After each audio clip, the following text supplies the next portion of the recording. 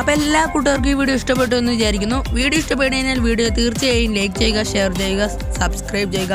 പിന്നെ സബ്സ്ക്രൈബ് ബട്ടൻ്റെ തൊട്ടടുത്ത് കാണുന്ന ആ ബെല്ലൈക്കൺ കൂടി ഒന്ന് അമർത്തിയതിനു ശേഷം ആളൊന്ന് സെറ്റ് ചെയ്ത് വെക്കുകയാണെങ്കിൽ ഞാൻ ഇടുന്ന പുതിയ വീഡിയോസിൻ്റെ നോട്ടിഫിക്കേഷൻ നിങ്ങൾക്ക് അപ്പം കിട്ടുന്നതായിരിക്കും. അപ്പോൾ പുതിയൊരു വീഡിയോയുമായി